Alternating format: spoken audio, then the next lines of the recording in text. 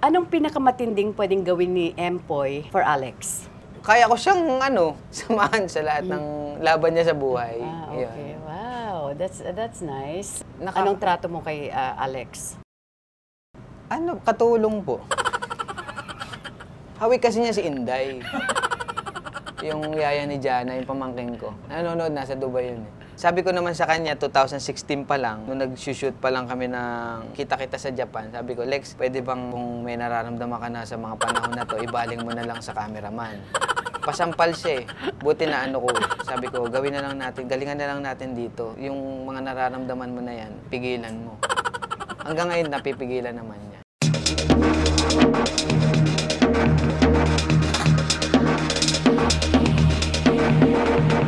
Magandang araw Pilipinas at sa ating mga kababayan sa ibang bansa. Welcome to TikTok with Aster Amoyo. Sa araw na ito mga kaibigan ay sana naman pong special na celebrity ang ating makakakwentuhan. Hindi ko lang po ginagarantiya sa inyo mga kaibigan kung magiging matino po ang aming kwentuhan. Kayo na po ang bahalang humusga at kayo na po ang bahalang magpasensya. An actor, comedian mga kaibigan, let's all welcome Empoy Marquez! Hello. Sorry. Mag-start na kami. Wait. Hello po, Tita Aster. Magandang araw po. Bless! In fairness naman to him, he's been trying talaga to squeeze me in sa kanyang napaka-tight na schedule. Pero talagang alam ko kung gaano siya ka-busy. Pero ngayon, bakit ka nandito? Actually, nag-deliver po ako ng mantika sa kabila. Nadaan ako, may ilaw. Sabi ko, pasok na rin ako dito. At nagkataon nandito ako. Yes po. Ayun. Maraming salamat naman na pinagbigyan mo ako. It's my privilege. English yun ah. Hindi, nabasa ko lang yun sa labas. Anak, kumusta ka na? So happy to see you. Okay lang po. At ako'y, siyempre, masaya ako na sa wakas natuloy din tayo sa matagal na natin pag-uusap lagi sa text, sa Viber. Ito na to. So proud of you kasi talagang isa ka sa busiest actor-comedians in town. Opo. Diba? Opo, Tita As. You started 20 years ago. 2003? Yes po, opo. Diba? 2003 yung Mr. Suave. Yes po, this November. Ayan, 20 years na. Diba? Opo, 20 years. 20 years? Parang 20th anniversary mo rin pala this time. Yes, congratulations. Thank you. Happy anniversary. Nataon pa, diba? Nataon nga. Nataon pa. At nataon pa na may bago kang show. Paano niyo po nalaman? Ha? Nag-search po kayo. Nag-review po kayo sa library. Sa dami ng librong to? Ay, oo nga. Hindi ko malalaman. Malalaman. Andiyan pa sa gilid, pati dyan. Ang dami nga napapalibutan. I mean, imposibleng hindi ko malaman yun. Opo, diba? totoo naman. Si Empoy po ay nakasali po sa isang contest ng noontime show ng ABS-CBN. MTV pa noon, di ba? MTV. Wala pang It's Showtime at that time. May search po doon na Mr. Suave. Nung time na yon, Tita, 2003, may contest. Yes. Yung parokya ni Edgar. Okay. Si Quizbong, nakasama ko siya, 2004 na. A year sa after. movie ng Mr. Suave? Mr. Suave. Yes. Yun. Oo. Contest muna. Tapos, Okay. and then, nag-decide yung Star Cinema mag-create ng movie. Oo. Out of that, kasi yung Yes success po. nung ano na yun, yung segment na yun sa, sa noontime show. And happy po ako kasi naging part po ako ng movie ni Quizbong. Ayan. Naging host ka rin ng MTV. MTV, opo. Masaya.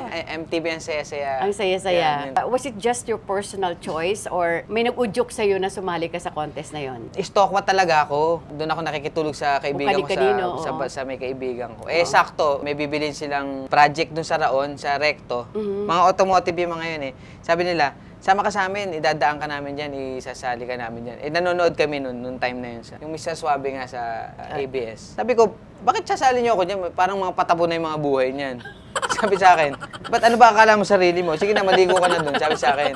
Then, luwas kami. Yun na nga yung pagkakataon. So, in other words, wala sa intention mo na sumali? Makaibigan mo ang may gusto? Makaibigan ko po talaga. Okay. Sila Atan. Ayan, sila Atan. Ayan. Pero mabuti, napapayag ka? Opo, wala naman akong gagawin po dun sa bahay at dadali nila yung susi. Sa labas lang ako. Sumama na rin ako. Nag-audition po ako ng unang audition, hindi ako natanggap. Tapos sa pangalawang audition, hindi na naman ako natanggap. Yung kaibigan ko si Atan, hindi siya bumitaw. Sabi niya sa akin, eto 1,000 na to, last money namin ni Penpen. To yung kapatid niya kasi mother nila sa ibang bansa, tsaka yung father nila. Naniniwala ako, ikaw mananalo dito sa contest na yan. Tapos yun nga, nagdilang anghel siya. Tinanggap ka sa audition? Natanggap po ako nung pangatlong audition. Nung palabas pa ako ng audience entrance, nagpapanggap pa akong malungkot pa ako eh. Nagpapanggap pa akong hindi ako natanggap. Kunyari, bagsak na ganyan. Pero nung nasa labas na ako, yung tumatalo na akong ganyan. Sinabi ko na yung totoo, mag-start na ako next week, Monday, elimination, nanalo po ako. Tapos weekly final, nanalo rin ako. Tapos monthly final, nanalo. And then grand final. Ikaw ulit? Opo, nanalo po. Yun po, sobrang thankful po ako kay God kasi may mga ginagamit siyang tao na... Yung mga kaibigan mo ba na yun, hanggang ngayon mga kaibigan mo pa rin sila? Yes po, opo. Hindi ka nagbago sa kanila? Hindi, sobrang successful na nga po din nila ngayon sa buhay. Ay, nakakatawa. And they must be so proud of you also. Yes, diba? po. Ang pinaka-importante, ito ang nag-pave sa iyo ng way na mapasok ang showbiz. Nagbigay daan, diba? Yes po, opo. Oo, di ba? Ano ang naging reaction ng mother mo? Sobrang tuwan-tuwa po siya. Nung grand final, kasama ko silang lahat, mga ibang kapatid ko, tapos yung mother ko, tapos yung mga kaibigan ko, isang band kami. Kasi kanya-kanya ng mga pala yun na kasama. Sobrang... Suportado ka talaga. Suportado po. Proud siya kasi hindi nila inaakala sa sarili niya na magkakaroon siya ng anak na mananalo ng contest na gano'n. Noong time na yun, hindi ko po alam na hanggang doon lang. Akala ko yung contest lang na yun, tapos ayun. Tapos na. Tapos na. Oo, tapos na. Doon pa lang po pala magsisimula. Intro pa lang po pala yun. Ng kabanata ng pintuan na binuksan ng showbiz para sa akin. After that contest kasi, ginawa kang mainstay. Naging bahagi ka 2004. 2004. Pagkatapos mong manalo. So parang nagtuloy-tuloy. At doon ka unti-unting nagmarka. Apo. As Empoy Marquez. Pang-ilan ka sa inyong magkakapatid? Panganay po ako eh. Bali, po sila, 4, tapos 2 lalaki, 4 na babae. 7 po kami. Same father, same parents? Magkaiba po. Magkaiba. So in other words, your father has a different family or... Sa mother po. Pero close mo lahat ng magkakapatid? Apo, kayo close. magkakapatid. So, ikaw lahat ang panganay sa 6 na kapatid mo? Apo, ako po lahat ng panganay. Kasi po, mas matanda po ako sa kanila. Okay. As a kid, kumusta si Empoy nung bata ka? Nung bata po ako, hindi pa po ako malaki nun. Hindi. Sobrang likot ko daw, tas ang taba ko nung araw. No? Kasi sobrang likot ko, nalaglag ako sa duyan. Dahil inuugoy nga ako ng pinsan ko eh. Tumilapon ako. Yun, inuugoy ako ng pinsan ko si Eric. Nung inuugoy niya ako, tumilapon ako, nalaglag ako. Iyak ako ng iyak. Naglalabay nanay ko nun. Noong time po na yun. 1983 yata yun. Parang gano'n. Nung pagdampot niya sa akin, sabi niya, tahana, Empoy, tahana. Doon pala siya pala yung nagpalayo sa akin ng Kasi si Ninyo Mulak, parang may movie Tahana po. Empoy. Tahana Empoy. Doon po nanggaling. Yung real name mo, ikaw na magbigay. Actually, pang showbiz yung pangalan mo eh. Julius Herman R. Marquez po. Ramos, di ba? Ramos Marquez. So, pang showbiz nga eh. Minsan as early as a young boy, may pangarap ka na eh. Pumasok po sa isip ko yung gusto ko rin mag-artista na gano'n. Kasi sa loob po ng classroom, kumikero po ako talaga sa amin. So natural comedian ka na talaga eh. Kailan ka nagiging seryoso? Pag tumatae po ako. Siyempre, papatawa pa ba ako nun? Yun lang yung moment ko sa sarili ko. Kaya napapalda to. Kaya na pa akong ganun. Yung parents mo ba, meron na silang parang idea sa'yo na isa kang kumikero or comedian? Wala po silang ka-idea. Nagulat sila nang nakita na lang nila sa TV na lumalabas na ganyan. Actually, separate lives sila talaga, magkahiwalay. Ilang taon ka na magkahiwalay ang parents mo? Grade 3, grade 4. Yun. Oo. Ilan kayong tunay na magkakapatid? 4 po, tapos 3 po yung anak sa labas. Ayun, pinapasok ko na po kasi mahamog. Oo.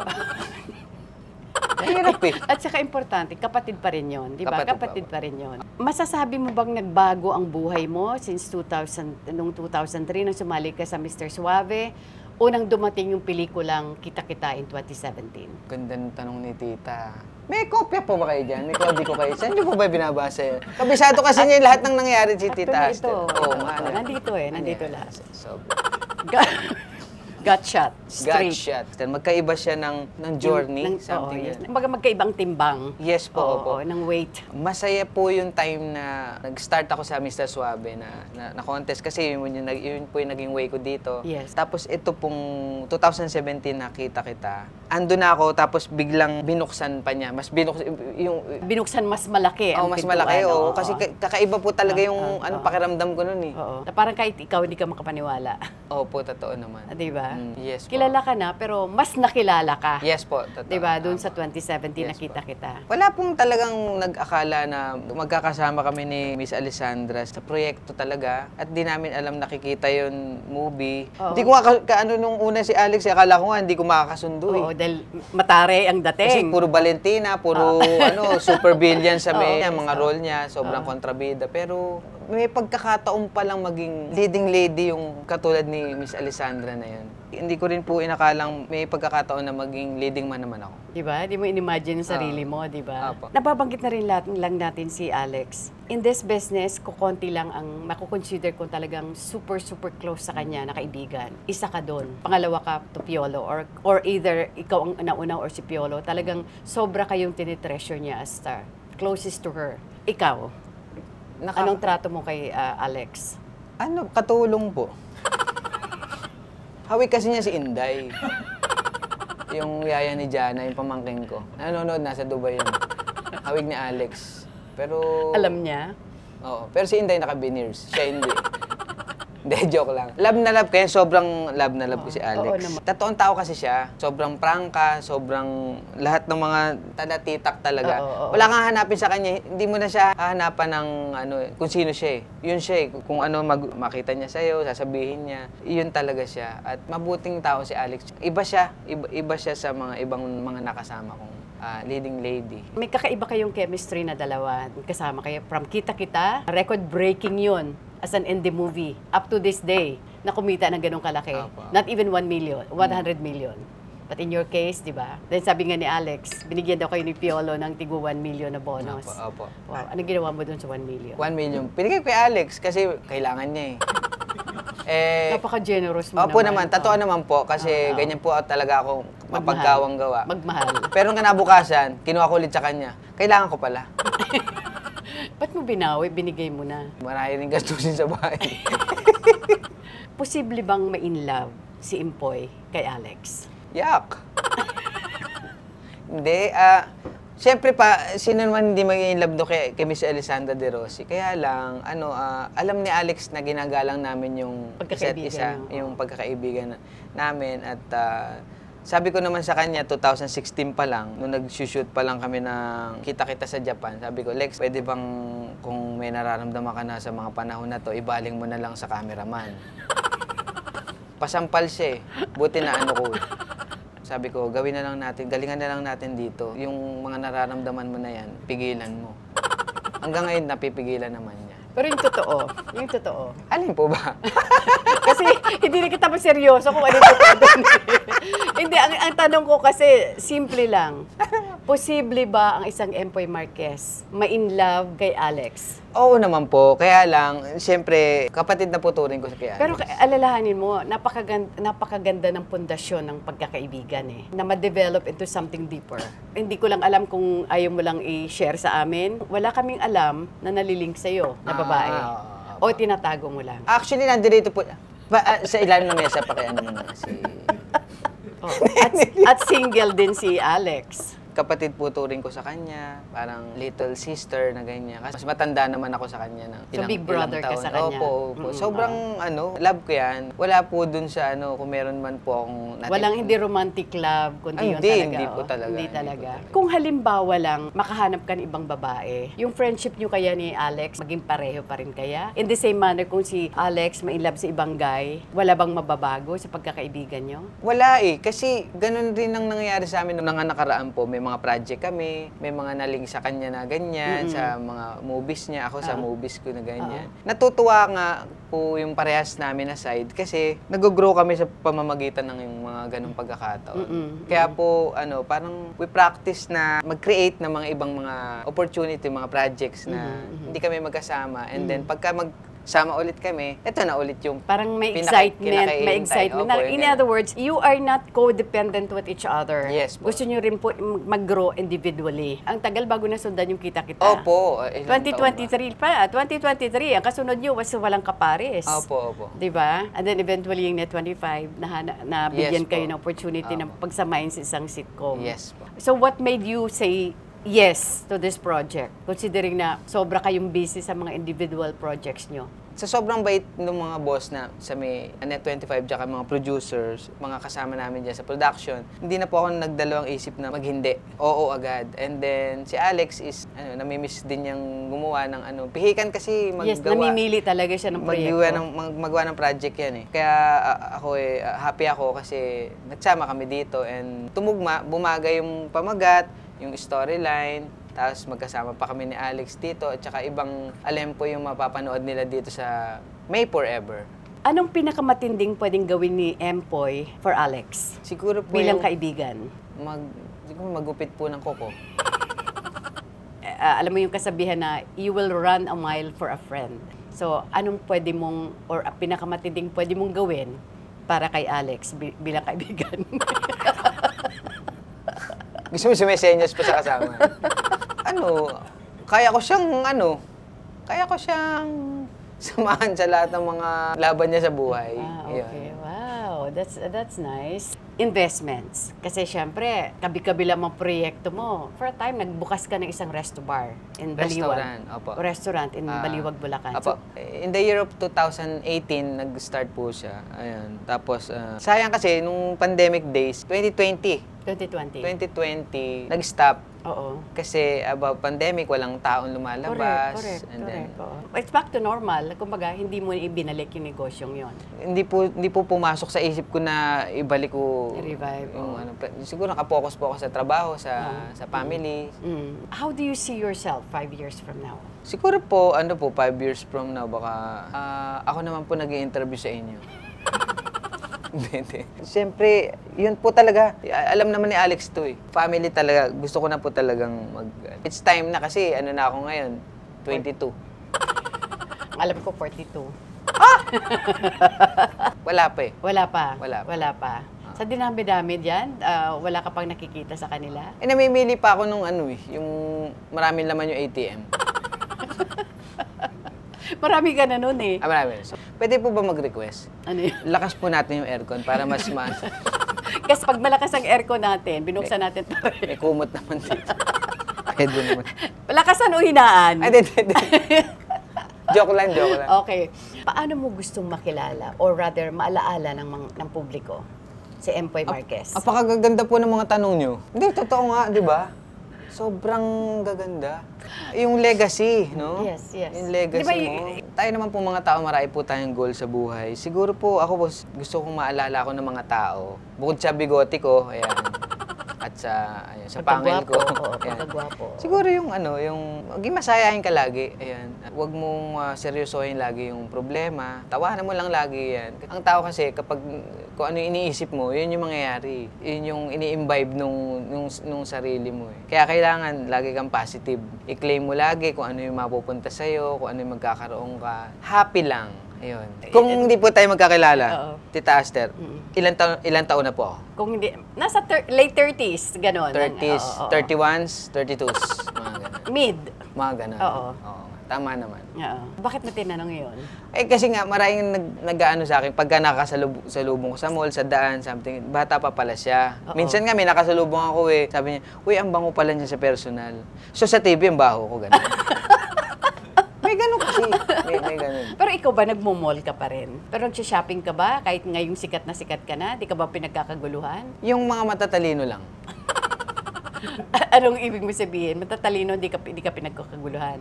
Hindi, yung mga nakakakilala lang, something ganun. Pero siguro, pagka may time lang na pupunta pa rin po sa mall. Pero yung private mall na. Not too long ago, nakakapareha mo si Christine Reyes, di ba? Of course, aside from Alex, kasi given na yun may Alempoy na nga Pero binibigyan nga kayo ng iba-ibang proyekto, solo projects, like you got to work with Christine Reyes. Si Aa, po. Si Aa. Given the choice, let's say, mayroon ka pang gustong makatrabaho. Right now, sino ang, kung papipiliin ka, Empoy, sino ang next mong gusto makatrabaho? Miss Aster Amoyo. We're talking now, okay. Nag-uusap na Which tayo. Which is, eto na to yung Ito na yun, natin. oo. So, dapat iba. Debra Liz. Belasote. Belasote, oo, di ba? Ay, Tita Debs. Hindi. Si talaga, kilala naman ni Kuya Otep yun Sino? Yun nga, si Kay Abad, yan. Ah, talaga? Gusto ko siyang... Why Kay Abad? Sa dinami-dami ng mga artista na andyan, why single out Kay Abad na gusto mo makatrabaho? kasi ano po, high school pa lang po ako, talagang crush na namin yun magkaka-classmate kami. Ah, okay. Oo. Tabing Ilog days pa lang. Ah, okay. So, pinanonood mo yun? Pinanonood ko po. Oo. Who do you look up to as a comedian? What?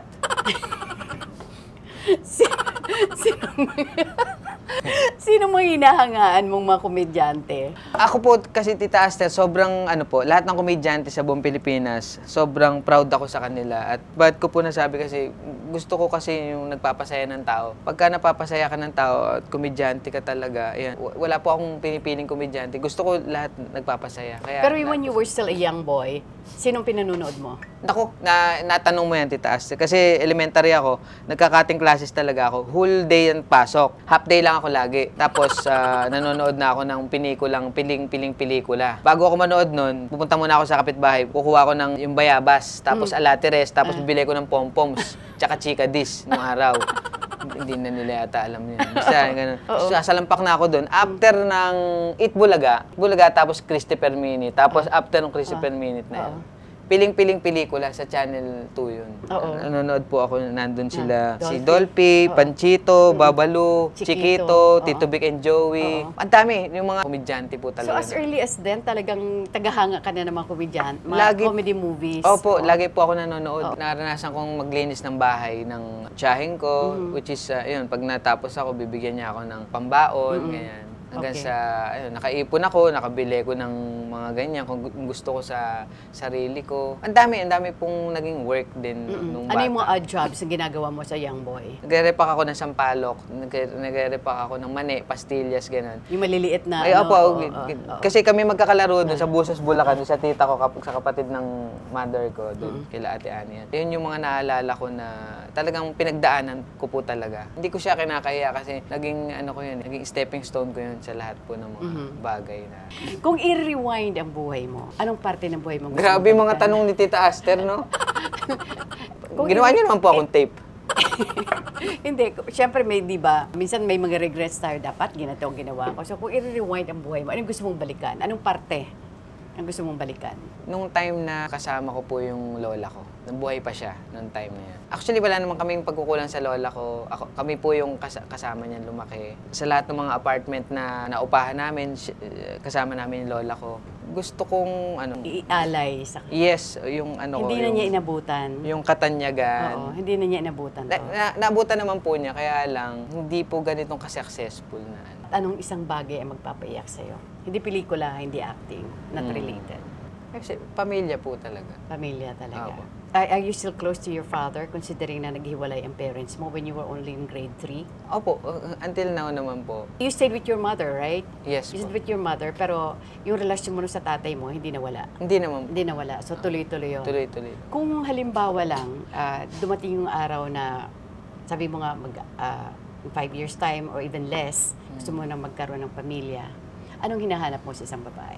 Gusto ko po talaga yung magaling magluto, maganda yung boses habang nagluluto, at mapagmahal sa pamilya, at especially masarap kausap.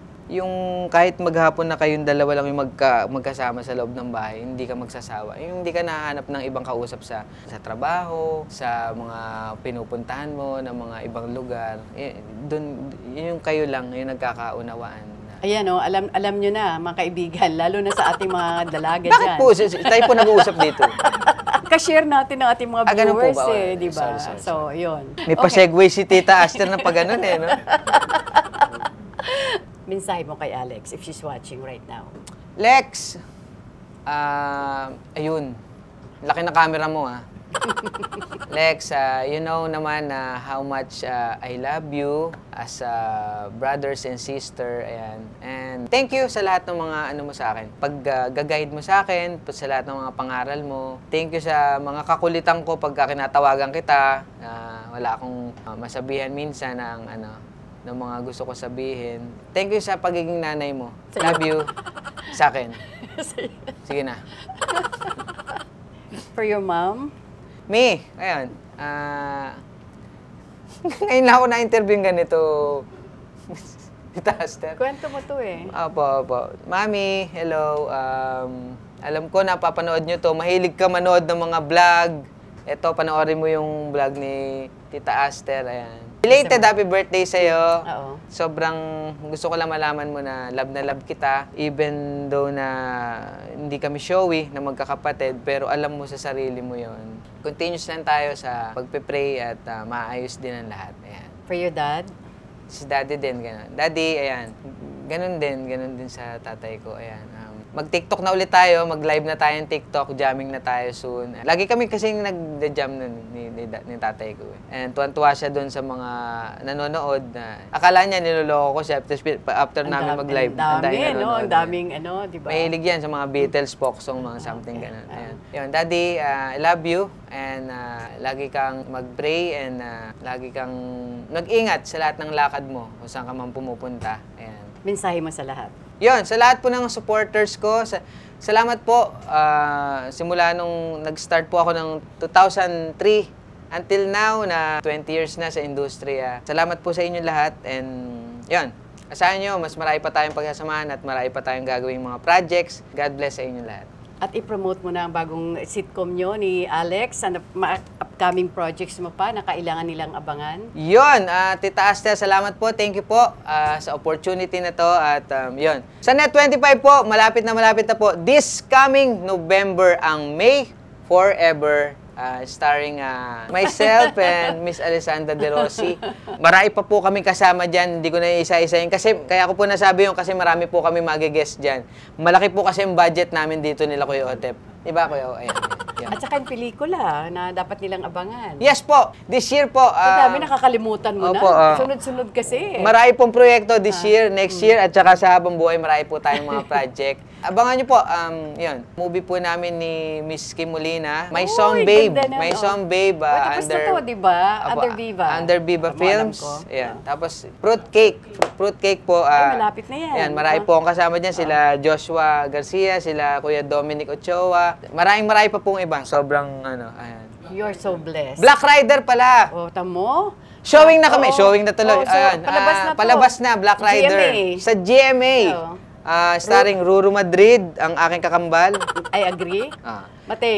Mateo, ang aking kakambal pang pangalawa. Yasi Pressman. Yasi Pressman, kakambal. Hindi. Si Yasi Pressman. Marami pa po kami kasama dyan. Inaharot nga nila ako kasi sa sobrang dami po nung cast talaga, hindi ko na mabanggit talaga. Sorry guys, talaga, pero sobrang ang ganda nung palabas na to at pinaghirapan po namin to para sa inyo. Cast. Yes po. Opo, totoo naman. Okay, sa IG, follow niyo po yung IG story ko. IG story? Hindi, IG po, at Empoy po. Ayan, Empoy. Tapos, FB page, Empoy. And then, may TikTok din, Empoy Marquez. Sa YouTube po, magbabalik na po ulit ako. Ayan. Yay! Soon, very soon. Dahil kay Tita Aster. Magkano na po ba kinikita? Kukwentahin ko pa. Kinukompute pa. Kaya ako babalik dahil kay Tita Aster. Bago kita pasalamatan, anak, at bago tayo magpaalam, please allow me to thank my personal sponsors. Maraming salamat sa Pandan Asian Cafe. Thank you so much, Dennis, Alvin, and of course, Roland, Ever Belena. Hello Glow, Most View from Japan, Beauty Derm, Nutritech. Thank you so much, Jos de la Luna. Aficionado by Joel Cruz, Eres Beauty Care, Vanilla Skin Clinic at Robinson's Magnolia, Nessa Tomas Morato, Richie's Kitchen by Richie Ang, Ness Astilla Salon for my hair and makeup, Gandang Ricky Reyes, Chato Sugay Jimenez, Joffrey Jimenez, Bebot Santos of Colorete Clothing, Studio Manila, Manila Bulletin, maraming salamat, Bobby Ricantina, Primo Skin, Red Meat, and of course, sa aking bagong sponsor, Sendwave. Huwag niyo pong kakaligtaan ang aking promo code na Aster, and you will get $20. And with that, of course, anak, maraming salamat. Finally, natuloy din tayo. Yes po, Tita Aster. And this won't be the first. Opo. Diba? And the last. And with that, mga kaibigan, huwag niyo pong kakaligtaan, mag-subscribe, mag-like, mag-share, and hit the bell icon of TikTok with Aster Amoyo. Every Friday po yan, 12 noon. Hanggang sa muli, mga kaibigan. Bye for now. God bless us all.